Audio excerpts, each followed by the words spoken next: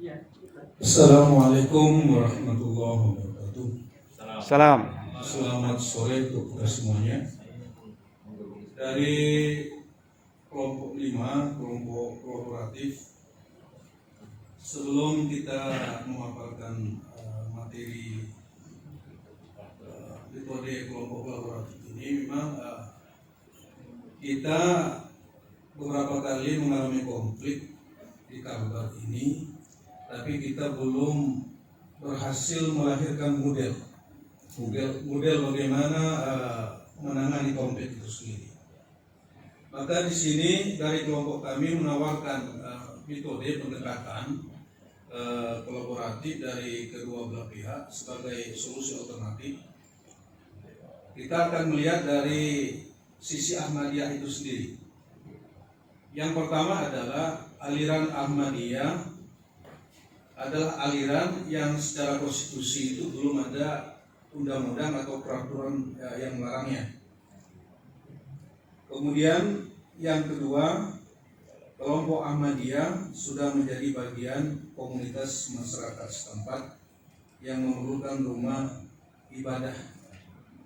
Kemudian yang ketiga, sebagai warga negara, warga Ahmadiyah wajib taat kepada aturan-aturan atau undang-undang yang berlaku. Dari sisi Ahmadiyah ini dapat kita urai bahwa kita mengakui, kita sama-sama memahami pemerintah belum melahirkan peraturan maupun perundang-undangan yang melarang secara tegas terhadap aliran Ahmadiyah. Karena itu maka posisi kawan-kawan di Ahmadiyah ini karena tidak ada aturan maupun peraturan yang melarangnya, maka dia dari hari ke hari terus mengembangkan dakwahnya, terus mengembangkan pahamnya, walaupun itu berada di komunitas tertentu atau kelompok-kelompok tertentu di daerah pedesaannya. Karena itu maka yang menjadi kontra dari masyarakat kita, dari masyarakat yang ada di sekitarnya, karena memang masing-masing mempunyai jargon ya. Ujangnya dari kelompok yang kontra adalah fatwa MUI ya. Karena memang MUI ini merupakan representasi dari keputusan umat Islam ya.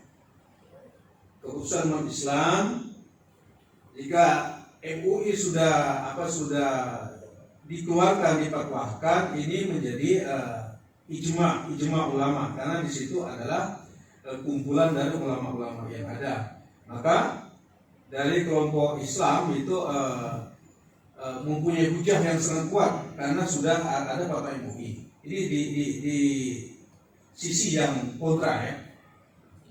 Kemudian yang kedua, Ahmadiyah menurut kelompok yang kontra ini adalah kelompok yang sesat dan menyesatkan ya, sesuai dengan fatwa MUI tadi. Maka mereka ini langsung maupun tidak langsung memberikan tekanan-tekanan ya sampai kepada perusakan tempat ibadah yang tidak kita inginkan itu. Kalaulah dalam konteks dia menekan ya, karena memang tidak ada kesesuaian atau dianggap menista ajaran substansi Islam itu, maka sebenarnya tekanan-tekanan yang seperti itu mungkin tidak sampai serumit pada saat ini. Tidak, berita-berita ini tidak sampai menasional bahkan mendunia jika tidak ada sampai kerusakan-kerusakan ya. Kalau mengenai sikap demo dan seterusnya memberikan pressure itu adalah hal-hal yang wajar di alam demokrasi. Kemudian yang kedua, kelompok Ahmadiyah merupakan kelompok eksklusif dari masyarakat sekitar. Memang bangsa Indonesia yang sejak dahulu dari budaya nenek moyang kita adalah bangsa yang terbuka, yang toleran, yang menerima perbedaan. Dari manapun, dari warna kulit apapun, dari bahasa apapun, itu merupakan budaya kita. Maka dari kelompok yang kontra ini melihat dari sisi kesehariannya Ahmadiyah ini ada kelompok yang eksklusif, yang menutup diri dari masyarakat setempat. Kemudian yang ketiga, sebagai warga negara, kedua belah pihak ini harus taat terhadap hukum. Artinya dari kelompok Ahmadiyah maupun kelompok yang kontra Ahmadiyah harus sama-sama taat terhadap peraturan dan undang-undang yang berlaku. Merusak tempat ibadah itu adalah pelanggaran terhadap hukum. Dan ini berhadapan dengan aparat keamanan yang saat ini telah diadakan penahanan-penahanan. Maka kita melihat dari sisi Ahmadiyah dan masyarakat yang kontra Ahmadiyah ini harus ada jalan tengahnya, harus solusi alternatif, win-win solution. Karena itu makanya harus didekatkan ya. Karena memang kita melihat warga Ahmadiyah ini adalah memang warga kita, warga yang hidup bahkan lahir di daerah tersebut. Karena itu maka proses akulturasi budaya, asimilasi budaya ini harus tetap dikedepankan, sehingga secara gradual, secara sedikit demi sedikit mereka ini memahami terhadap budaya-budaya yang ada atau keyakinan yang ada di dalam Islam itu sendiri. Ini yang pertama. Kemudian yang kedua, Ahmadiyah ini kan sampai sekarang itu masih mengakui dirinya sebagai seorang muslim ya. Walaupun kitab sucinya berbeda. At-Tazkirah kan dengan nabinya Mirza Ghulam Ahmad ya. Nah itu mereka ini tidak mau melepaskan diri dari identitas sebagai muslim.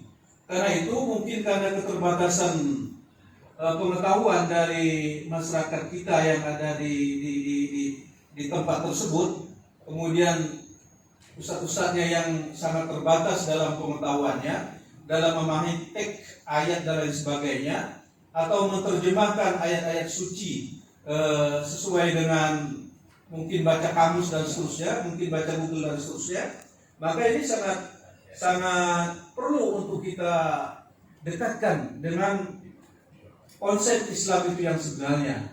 Nah inilah win-win solution yang harus kita kedepankan agar polarisasi terhadap kekerasan itu bisa diredam ya, sehingga masyarakat menjadi nyaman, persaudaraan tidak terkoyak karena memang saling memaksakan kehendak di kedua belah pihak. Kemudian resolusinya dari kelompok kolaboratif ini, yang pertama, kelompok Ahmadiyah dan kelompok kontra Ahmadiyah melebur dengan masyarakat sekitar dalam melaksanakan ibadah. Nah ini kita tidak melihat secara utuh bagaimana praktek-praktek ibadah mereka itu kan. Bagaimana praktek-praktek ibadah, katakanlah sholat. Kalau memang itu ada persamaan, kalau memang tidak ada perbedaan secara konsep, mengapa tidak melebur kan? Ini win-win solution yang kita tawarkan. Kemudian yang kedua, nah itu ada persamaannya. Kita damai Pak ya. Yang kedua adalah mendirikan rumah ibadah ataupun tempat tinggal itu kan harus ada proses administrasi yang harus dilaksanakan ya. Harus ada IMB-nya. Oke lah itu misal bukan tempat ibadah ya, bukan masjid ataupun musola, tapi tempat ibadah itu sendiri, rumah itu sendiri harus ada izinnya. Nah ini dari kedua belah pihak harus memahami bahwa hukum yang ada di tata kota itu mensyaratkan seperti itu. Kemudian resolusi yang ketiga, masing-masing dari kedua belah pihak harus mengembangkan sikap toleransi. Mengapa? Karena memang keyakinan ideologi itu adalah keyakinan yang paling mendasar ya. Dalam Islam pun dilarang memaksakan keyakinan orang lain ya. Kalau dalam surah Al-Baqarah itu la ikraha fid din, qad tabayyana minal rusyd. Dilarang memaksakan kehendak kepada orang lain yang memang sudah punya keyakinan. Nah, demikian juga Ahmadiyah ini, kalau memang keyakinannya seperti itu, kita tidak bisa memaksakan harus mengikuti seperti kita. Kita hanya menawarkan solusi yang kita tawarkan seperti ini, konsepnya seperti ini. Jadi dengan pola kolaborasi ya. Barangkali ini yang dapat saya sampaikan dari kelompok terakhir ini. Baik. Terima kasih atas segala atensinya, perhatiannya. Assalamualaikum warahmatullahi wabarakatuh.